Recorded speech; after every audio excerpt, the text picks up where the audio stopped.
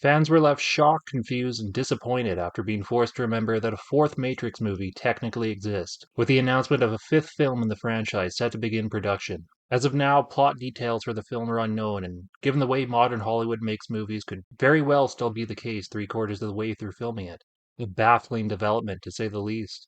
Considering a fifth Matrix movie was about as in demand as a fifth Jaws movie, these are franchises where it's been almost universally agreed upon for decades that they probably should have just been one movie and that you can almost just skip the sequels entirely after watching the first one. And for good reason, because the main plot of The Matrix was basically resolved at the end of the first film, and the original sequels were just a redundant, convoluted mess that added nothing of value to the story and ended in a conclusion that we pretty much knew for sure was going to happen after the first movie, except in a way far dumber and less satisfying than anyone would have expected. At the end of the original Matrix, when Neo becomes the One, that's basically the end of the story. He is for sure their prophesized savior, and now he's all powerful, with victory pretty much imminent, with the machines helpless to stop him. After watching it the first time, when you see him just stop bullets midair, blow up Agent Smith, and tell them that he's going to show everyone something that they didn't want them to see, and then flies off in the final shot, you just kind of assumed that meant he had completely transcended the Matrix, that he could just bend it to his will and do whatever he wanted, and that he was going to go around exposing the fake reality to everyone still trapped in it, and start a massive revolt that the machines wouldn't be able to stop, ultimately leading to their defeat.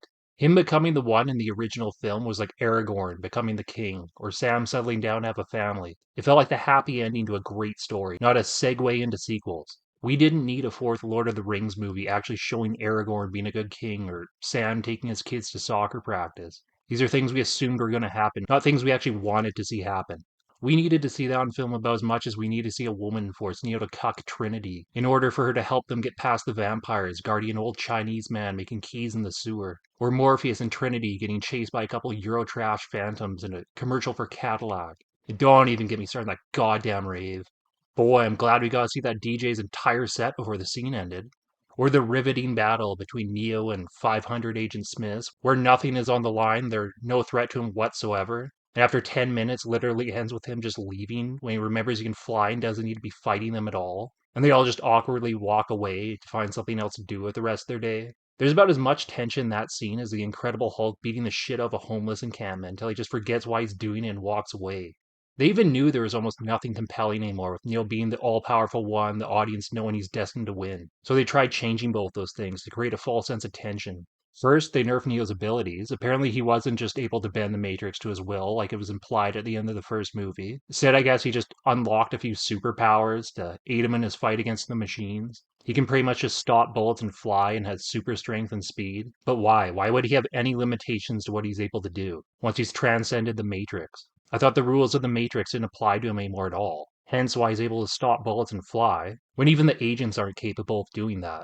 They jokingly reference him as Superman in the movie, but Superman actually had physical limitations to his powers. He should be like Dr. Manhattan, where he's basically God inside the Matrix. Like, why is he exerting himself to fly to where Trinity is? He's not physically doing anything. He can see the program. Shouldn't he just be able to teleport there like someone in developer mode in a video game, loading up an area in a map?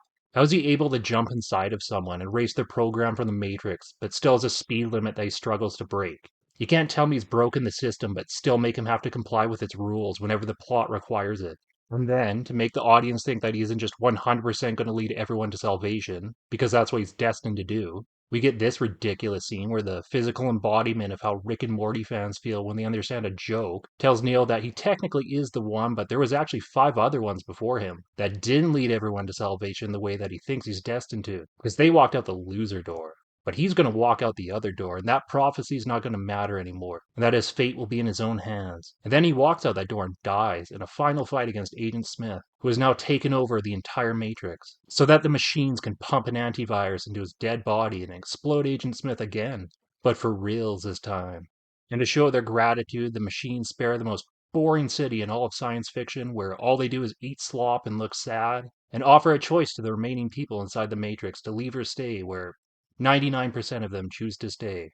So we undid the ending of the original film, where Neo destroys Agent Smith and beats a system of oppression to inspire everyone to wake up from a lie and fight back against the robot overlords to their freedom, so that we could spend 2 movies getting to an ending where the machines use Neo's dead body to destroy Agent Smith again in order to save the Matrix and keep the vast majority of humanity inside of it, But a shithole city no one cared about got spared, so it's a happy ending.